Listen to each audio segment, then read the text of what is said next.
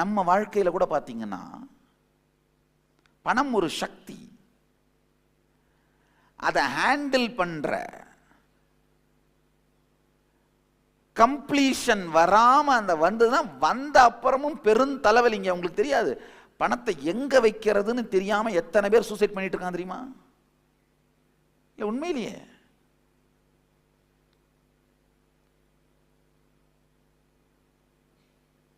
இல்ல இவங்களா சூசைட் பண்ணிக்கலனாலும் எப்படா சாவான்னு எத்தனை பேர் காத்துட்டு இருக்காங்க தெரியுமா? இல்ல உண்மையிலேயே சொல்றேன்.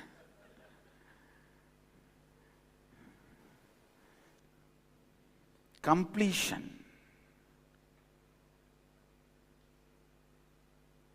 உங்களுக்கு உள்ள கம்ப்ளீஷன் நடந்துருச்சுன்னா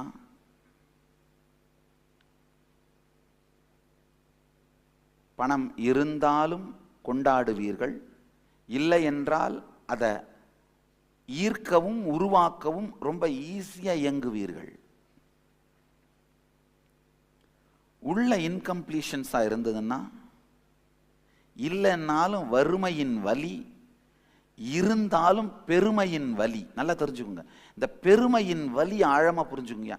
பெருமையின் வலினா என்னன்னா, நம்மளால ஹேண்டில் பண்ண முடியாத ஐடென்டிட்டி, ஆனால் அதை ஹேண்டில் பண்ணியே தீரணுங்கிறதுனால படுற பாடு, வலி,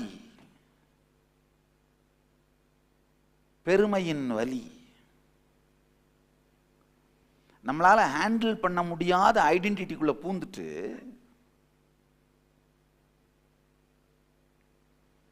ஹேண்டில் பண்ண முடியாத ஐடென்டிட்டியை உருவாக்கிக்கிட்டு படுற பாடு, வலி. நிறைய பணம் வருதுன்னு தெரிஞ்சு அந்த ஃபீல்டுக்குள்ள அந்த பொறுப்பை எடுத்துட்டு, ஆனால் அதை ஹேண்டில் பண்ண முடியாமல், அந்த ஸ்ட்ரெஸ்ஸும் அந்த லைஃப் ஸ்டைலையும் ஹேண்டில் பண்ண முடியாமல் தடுமாறி தவிச்சு நொந்து சஃபகேட் ஆகி அதுலேருந்து தப்பிச்சவங்க யாராவது இருந்தீங்கன்னா கை தூக்குங்க. அப்போ உங்களுக்கு தெரியும் நான் சொல்கிறேன் அந்த பெருமையின் வலினா என்னன்னு. அது இன்கம்ப்ளீஷனால வர்றது தான். உண்மையில் பார்த்தா நம்ம இன்கம்ப்ளீஷனால, இல்லைன்னா வறுமையின் வலி, வந்தாலும் அதை ஹேண்டில் பண்ண முடியாம பெருமையின் வலி. எப்போ நீங்க 1000 ரூபாய் இத்தனை அவுன்ஸ் துக்கம், இத்தனை அவுன்ஸ் கஷ்டப்பட்டாதான் 1000 ரூபா வரும்னு நம்ப ஆரம்பிச்சிடுறீங்களோ, லாட்ரியில் 2 கோடி ரூபா வந்தா கூட அது கையில் வாங்கிறதுக்கு முன்னாடி இத்தனை அவுன்ஸ் துக்கத்தை ஸ்ட்ரெஸ்ஸாக கோத்ரூ பண்ணி அந்த ஹார்ட் ரேட் அதிகமாகி ஒரு 2 ஹார்ட் அட்டாக்கை பார்த்துட்டு அதை கையில் கூட வாங்குவீங்க.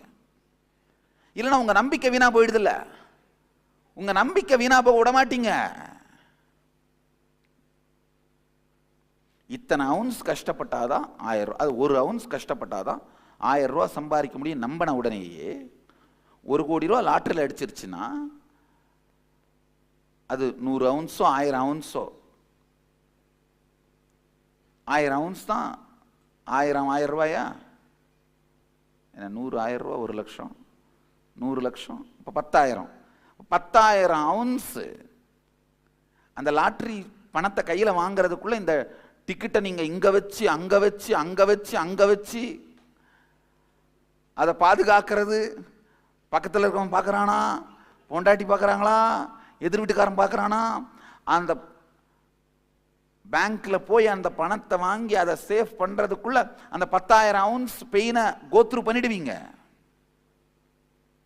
லாட்டரியிலே வந்தா கூட. ஏன்னா உங்களுடைய நம்பிக்கையை நிஜமாக்க வேண்டியது உங்கள் பொறுப்பாயிடுது. உங்க மேல நீங்க வச்சிருக்கிற இந்த மாதிரியான ஸ்ட்ராங்கான நம்பிக்கைகள் 1-2 கொலாப்ஸ் ஆனா கூட நீங்க உங்களையே கேள்வி கேட்க வேண்டிய தேவை இருக்கிறதுனால அதை உண்மைன்னே ப்ரூஃப் பண்ணிக்கலாம்ப்பா. நல்லா ஆழ்ந்து கேளுங்க. ஒரு விஷயம் பொய்ன்னு தெரிஞ்சிட்டாலும் அந்த பொய் ரொம்ப வலிக்குதுன்றதாக கண்ணை மூடி அதை அப்படியே உண்மையாவே மெயின்டைன் பண்ணி லைஃபை ரன் பண்றதுன்னு முடிவெடுத்து எத்தனை பேர் லைஃபை புஷ் பண்ணியிருக்கீங்க சொல்லுங்க.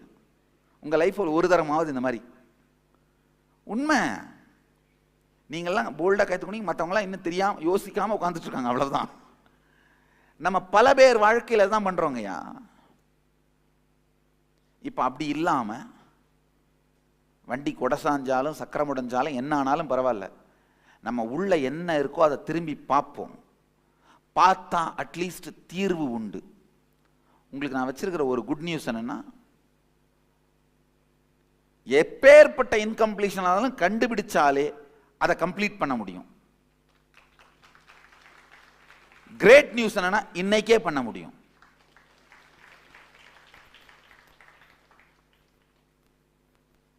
இப்போ இந்த மூன்றாவது கண் அவேக்கன் பண்றது, இதுக்கெல்லாம் தான் நீங்க ஒரு மாசம் 2 மாசம் ப்ராக்டிஸ் பண்ணணும். நான் இனிஷியேட் பண்ணி இப்போ அவேக்கன் பண்ணி உங்களை அதை ஃபங்க்ஷன் பண்ண வச்சு அனுப்பினாலும் அட்லீஸ்ட் நீங்கள் ஒரு 2-3 மந்த்ஸ் ப்ராக்டிஸ் பண்ணணும். குழந்தைங்க பண்ண வேண்டியதில்லை. ஏன்னா குழந்தைங்களுக்கு அந்த நியூரோடாக்சிக் மென்டல் செட்டப் இல்லை. நம்மளுது மொத்தமாகவே நியூரோடாக்சின் தான் இருக்கு. நியூரோவே இல்லை, டாக்ஸின் தான் இருக்கு. அதனால நாம ஒரு 3 மாசமாவது ப்ராக்டிஸ் பண்ண வேண்டியிருக்கும்.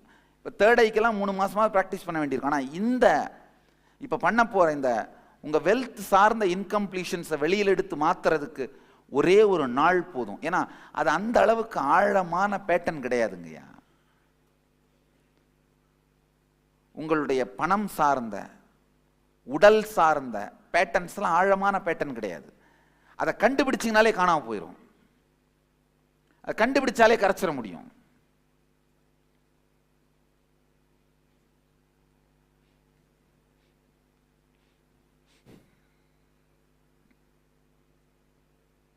இந்த நடுவில் கேப் கொடுத்தனா அது வேக்கப் கால்.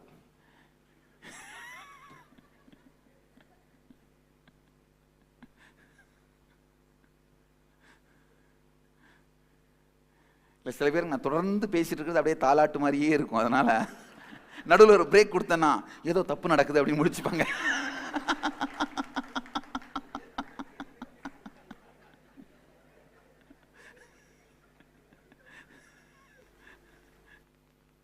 தொடர்ந்து எந்த முள்ளால் நம்முடைய இதயத்தை நாமே குத்தி கொண்டிருக்கிறோம் அப்படிங்கிறத மட்டும் கண்டுபிடிச்சோம்னா போதும். அந்த முள்ளை தூக்கி போடுறது பெரிய வேலை இல்லை. எந்த நெருப்பு நம்மை சுட்டு கொண்டிருக்கிறதுன்னு மட்டும் கண்டுபிடிச்சோம்னா போதும். அதுக்கு மேலே அதை எடுத்துடலாம். அது எடுக்கிறது ஒன்றும் பெரிய வேலை இல்லை. அந்த நெருப்பு கிட்ட நம்ம விலகிறது ஒன்றும் பெரிய வேலை இல்லை. தெரிந்து கொள்வது அதுதான் முதல் படி. இப்போ என்ன பண்ணலாம்? அடுத்து ஒரு 10 நிமிஷம் நம்மளை நாமளே திரும்பி பார்த்து, சின்ன வயசுல பணம்னா நாம என்ன கருத்தை கத்துக்கிட்டோம்? முதல்ல நம்ம அப்பாவோ அம்மாவோ அண்ணனோ தம்பியோ பணம்னா என்னன்னு நமக்கு சொல்லி கொடுத்தாங்க. அது ரொம்ப முக்கியம். நல்லா புரிஞ்சுக்கோங்க. பணம்னா என்னன்னு நீங்க கேள்விப்பட்ட முதல் கருத்து வாழ்க்கையில ரொம்ப ரொம்ப முக்கியம். அது சார்ந்து உங்க வாழ்க்கையில நீங்க பில்ட் பண்ண வலிங்க. யாராவது ஒரு உறவினரோ நண்பரோ திடீர்னு பணக்காரர் ஆயிட்டு உங்களை மதிக்கலன்னு நீங்க நினைக்கிறது, அல்லது அவர் பணக்காரர் ஆயிட்டு உங்களுக்கு உதவலைன்னு நீங்க நினைக்கிறது, இல்லை பணக்காரர் ஆனப்புறம் ரொம்ப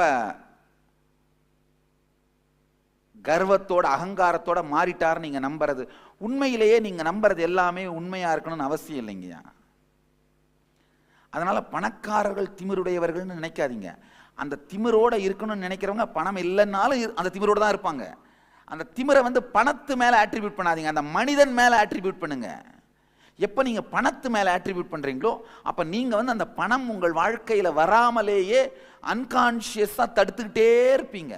ஏன்னா அது கெட்டது நீங்க தான் முடிவு பண்ணிட்டீங்கல்ல. அது மட்டும் இல்ல, நம்ம மனசுக்குள்ளேயே நம்மளை பத்தி வச்சிருக்கிற கற்பனை, ஒரு சின்ன வீடு ஒரு ஓரமா ஏதோ ஒரு காட்டு பக்கமா அப்படியே ஏதோ நான் பாட்டுக்கு ஒரு சின்ன ஒரு 1/2 ஏக்கர் காணியில விவசாயம் பண்ணிட்டு வர்றதை சாப்பிட்டுட்டு சிவசிவான்னு இருக்கலாம்ப்பா. இதையே உங்களுடைய லட்சிய வாழ்க்கை கனவா வச்சிருந்தீங்கன்னா நீங்க எப்படி செயல்படுத்தணும்னு நினைக்கிற விஷயங்கள்ல பேஷனும் இன்ஸ்பிரேஷனும் ஆக்டிவிசமும் வரும். அதுக்காகவே தானே இருப்பீங்க. அப்ப இங்க இருக்கிற பீரியட் டாலரேட் பண்ற பீரியடு. அங்கதான் ஒடுங்கணும்னு நினைக்கிறீங்க. அப்போ உங்களுடைய வாசனையும் நிஜமும் வேறு வேறா இருக்கு. எத்தனை பேருக்கு இது புரியுது? இந்த வாசனையும் நிஜமும் வேறு வேறா இருக்கிறது தான் பெரிய கான்ஃப்ளிக்ட், அதான் காம்ப்ளிகேஷன். பணமே தவறல்ல, பணம் வந்தவர்கள் வாழ்க்கையிலே செய்கிற செயல்களுக்கு இவர்களுடைய எண்ண ஓட்டம் பொறுப்பு, பணம் பொறுப்பல்ல. இவர்கள் சிந்தனை ஓட்டம் பொறுப்பு, பணம் பொறுப்பல்ல. என்கிட்ட வந்து சொன்னாரு, பணம் வந்த அப்புறம் நீங்க ரொம்ப மாறிட்டீங்க போல. நான் சொன்னேன், பணம் இருக்கிறது முன்னாடி இதே திமிரோட தான் இருந்தேன் போயா. இப்ப என்னங்கிற அதே தான் சொன்னேன். எந்த பணத்தாலும் கொடுக்கவும் எடுக்கவும் முடியாத ஒன்றை அடைந்து விட்டேன். அதனால இதனால் ஒரு திமிர் வருவதற்கு அவசியம் இல்லை, தேவையும் இல்லை. ஆனா நம்ம மனமே எப்படின்னா, யாரையாவது ஒருத்தரை கில்ட்ல போடணும்னாலும், ஓ பணம் வந்தப்பறம் ஆள் மாறிட்ட போல, அப்ப என்ன ஆகும்? நான் டிஃபெண்ட் பண்ணிட்டு இருக்க வேண்டியதா இருக்கும் பாருங்க. இவங்க அஜெண்டாவை செட் பண்ணுவாங்க, நான் டிஃபெண்ட் பண்ணிட்டு இருக்கணும். நான் தான் யூஸ்வலா டிஃபெண்ட் பண்றதில்ல, போயா போயா அப்படின்னு.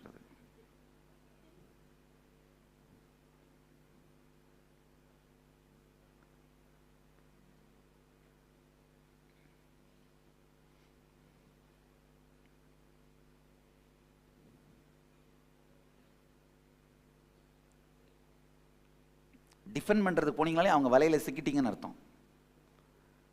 அவங்க வலையில சிக்கிட்டீங்க. அப்புறம் நீங்க என்ன பண்ணாலும் அது என்னதான், அவங்க வலையில் தான் இருப்பீங்க. அதுலேருந்து வெளியில் வரவே முடியாது.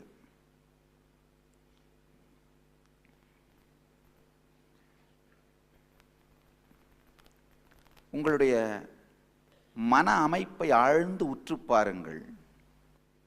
எந்தெந்த இன்கம்ப்ளீஷன்ஸ் சின்ன வயசுல இருந்தே டெவலப் பண்ண ஆரம்பிச்சிங்க பணம் சார்ந்து, அது சார்ந்து உங்களுக்குள்ள ஏற்படுத்தின வலிங்க, இன்கம்ப்ளீஷன்ஸ், நம்பிக்கைகள், இது எல்லாத்தையும் கண்டுபிடிப்போம் முதல்ல. அப்புறம் இது எல்லாத்தையும், இந்த இன்கம்ப்ளீஷன்ஸ் எல்லாம் கம்ப்ளீட் பண்ணி, இந்த இன்கம்ப்ளீஷன்ஸோட தாக்கம் உங்கள் சிந்தனை உணர்ச்சி ஓட்டத்தின் மேல இல்லாம பார்த்துக்கிறது எப்படிங்கிறத அடுத்து செய்வோம். குழந்தை பருவத்திலிருந்து செல்வம் சார்ந்து நிகழ்ந்த நிகழ்வுகள், அது ஏற்படுத்தின இன்கம்ப்ளீஷன், குறை உணர்வுனா இன்கம்ப்ளீஷன் தான். அது பற்றிய உங்களுடைய அனுபவங்கள், செல்வம் பற்றி உங்களுக்கு இருக்கிற எண்ண ஓட்டங்கள், அதான் சம்ஸ்காரங்கள்னு சொல்றேன். அது எந்த மாதிரியான காயங்களை வாழ்க்கையில் ஏற்படுத்துச்சு, குறை உணர்வுகளை ஏற்படுத்துச்சு அப்படிங்கிறத பற்றி, செல்வம் பற்றி, சம்பாதிப்பது, செலவழிப்பது, சேமிப்பது, இதை எதை பற்றி உங்களுக்கு இன்கம்ப்ளீஷன் இருந்தாலும் எழுதுங்க. இப்போ நான் கேட்டப்போ சொன்னீங்க இல்லையா, அக்கௌண்ட்ஸ் பார்க்கறதுக்கு எத்தனை பேருக்கு இன்கம்ப்ளீஷன், நிறைய பேர் கை தூக்குனீங்க பாருங்க, அக்கௌண்ட்ஸே பார்க்கறதுலன்னு. இந்த மாதிரி என்ன இன்கம்ப்ளீஷன் இருந்தாலும் எழுதுங்க. ஏன்னா நீங்கள் எழுதுகிற எல்லா இன்கம்ப்ளீஷனையும் எடுக்கிறது என்னுடைய பொறுப்பு. அதை எப்படி கம்ப்ளீட் பண்ணி அதனுடைய தாக்கம் இல்லாமல் எப்படி வாழ்வதுங்கிறத